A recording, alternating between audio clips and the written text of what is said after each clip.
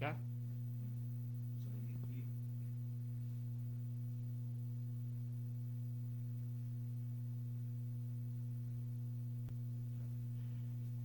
Hoje, 2 de março de 2024.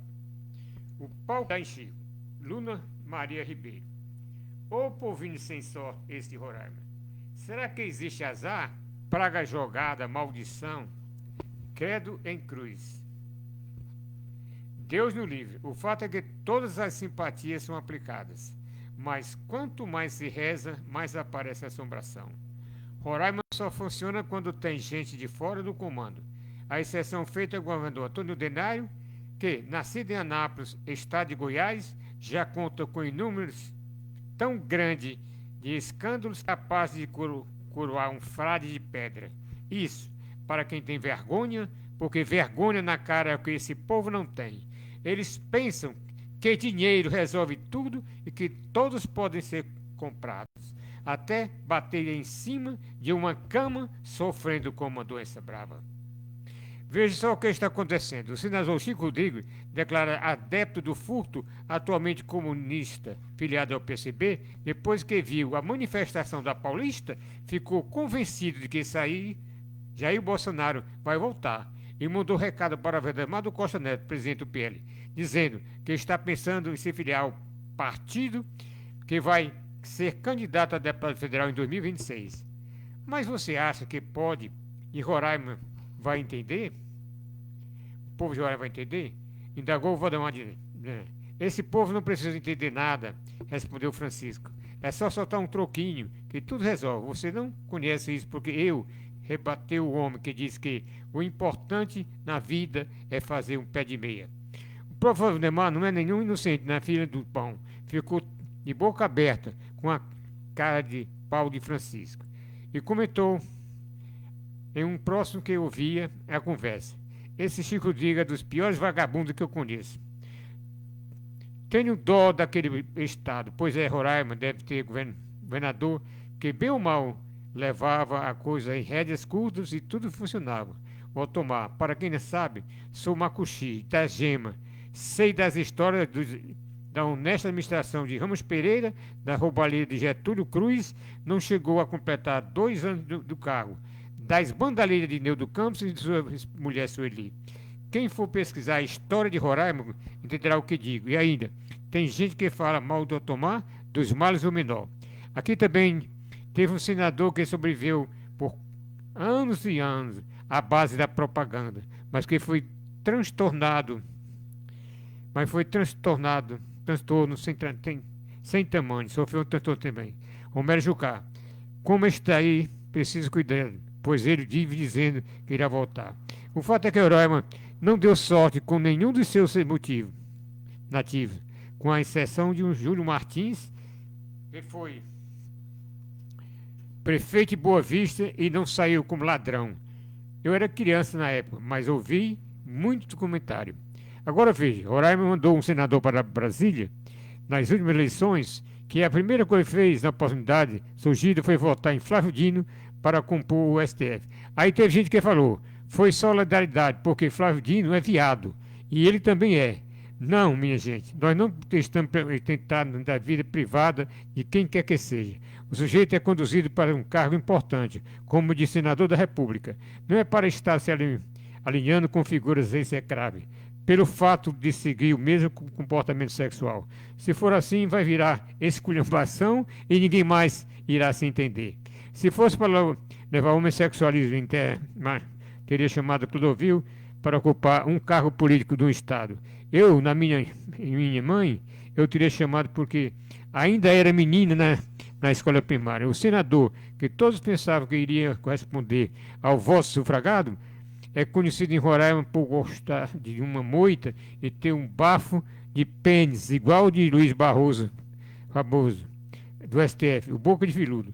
Ninguém deu importância a isso quando o escolheram nas urnas eletrônicas. Tem hora que eles estão programadas, tem hora que reflete a verdade. O conceito é mais próximo das eleições. tudo será mudado outra vez. É para isso que existem eleições, para recusar os falsos e os enganadores que se representam como pele de cordeiro, quando não passa de canalhas.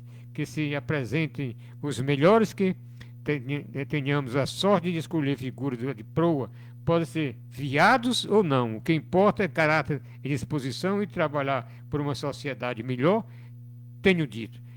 Bom, ela, como é de Roraima, pesquisou bastante, né? Ela tem toda a moral para responder, porque desde criança ele acompanha a sua mãe e tem todas as informações.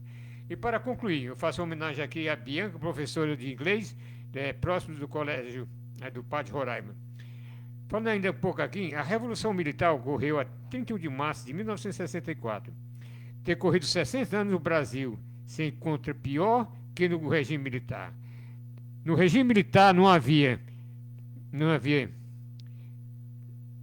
não tínhamos o Comando Vermelho, o primeiro comandante da capital, e a cleptocracia não fazia parte da política. E hoje nós temos um Brasil, que já falamos hoje até de holocausto, que em tempo breve nós teremos um país que enterramos isso de uma vez e voltamos ao tempo de homens, como o tempo de Rui Barbosa, de Machado de Assis, e todos aqueles que saibamos, que nós saímos, quando era no tempo do imperador Dom Pedro II, que foi o maior historiador, repito, foi o maior estadista do Império, nós perdemos uma chance, foi dado 24 horas para que ele saísse do Brasil. Então, pagando muito crime. Os militares, alguns deles, né, começou a traição lá quando Floriano Peixoto, né, traiu praticamente o imperador. Que Deus abençoe o Brasil. Ivo, teus comentários. Rogério, é importante esses textos aqui divulgados para que a população, que nós façamos uma reflexão do que está ocorrendo, tanto na política local como na política nacional, como em todo o mundo, né? Isso se reflete em todas as situações, municipalmente, estadualmente, nacionalmente e até internacionalmente. Há aqui uma seleção também de um texto bem interessante, que é: numa montanha só cabe um tigre, isso do Zeferino Góes. O sistema democrático pode ser ruim, pois nada contenta a todos por todo o tempo. Mas o sistema comunista, sem dúvidas, é o horror. É só palmilhar a descrição histórica dos regimes comunistas que se instalaram no mundo, destruindo a economia dos países, eliminando o mínimo direito dos cidadãos e tornando a existência um inferno sem similar.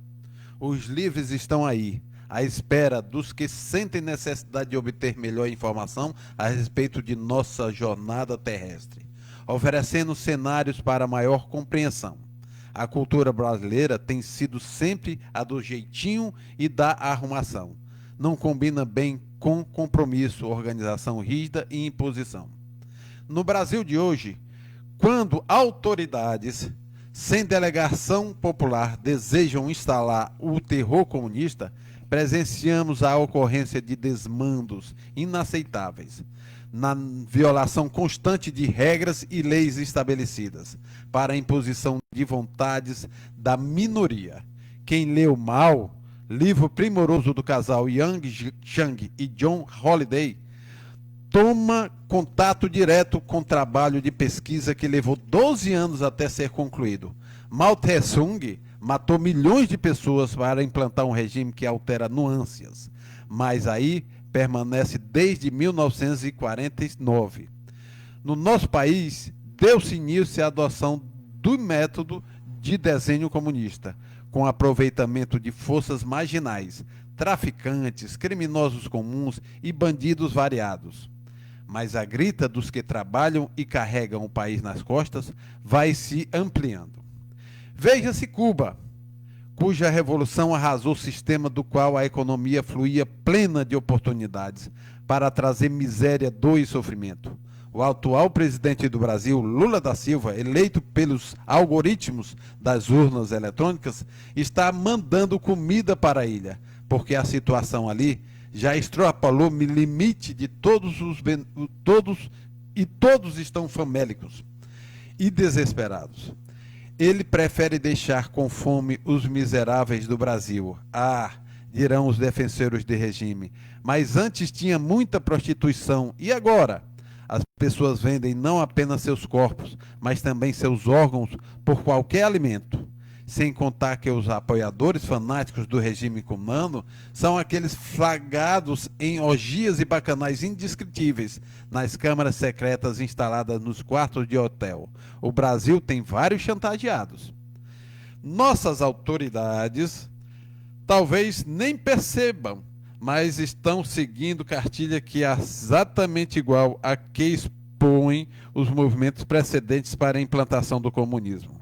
As divisões estão à mostra, não só a ver quem não quer. Vai vencer quem mantiver o apoio e a obediência das Forças Armadas. Não fosse o apoio que as Forças Armadas, capitaneadas pelo comandante do Exército, Thomas Minnet, empresta ao ministro Alexandre de Moraes, STF, a democracia já estaria restabelecida. Minnet não é Mané, é Minnet. Era adulador de Fernando Henrique Cardoso até dias atrás, antes desse ficar esquecido e preferir se manter abraçado com Alzheimer. Minnet não quer saber de povo. A divisão entre a cúpula vão se acentuando e o regime só não entrará em colapso se as Forças Armadas se dispuserem a garantir, o que colocar a cabeça de fora com maior determinação. Atualmente, a cabeça que se mostra reluzente é a de Alexandre de Moraes, embora identifique-se o surgimento de outra facção, tendo o presidente do STF, Barroso, à frente, por conta do próprio cargo, junto com Gilmar Mendes. Tudo irá depender do que resultar da própria divisão das Forças Armadas. Alguns ministros do STF ficarão assustados com a resposta popular ao apelo de Bolsonaro para o encontro da Avenida Paulista. Já se sabe que para fazer suas vontades, o exército terá que matar o povo na rua. Terá colagem e disposição? Mao Tse-tung, que exibia o mesmo grau de psicopatia de Alexandre de Moraes, ficou 27 anos no poder, à custa de milhões e milhões de vidas, que extinguiu. Fez isso com a maior tranquilidade, sem sinal de contrição ou arrependimento. Quando morreu, já estava totalmente desmascarado, e quem arcou com as consequências foram os seus fiéis apoiadores. Depois, o regime cuidou de utilizar sua imagem. Claro, da mesma forma que Cuba ficou enganando os jovens com a imagem grotesca de um assassino covarde e frio, chamado Che Guevara. Os que se encontram nessa briga pelo domínio total, amolando facas para impor seus desejos, devem lembrar o ensinamento mais famoso de Mao Tse-tung. Numa montanha só cabe um tigre.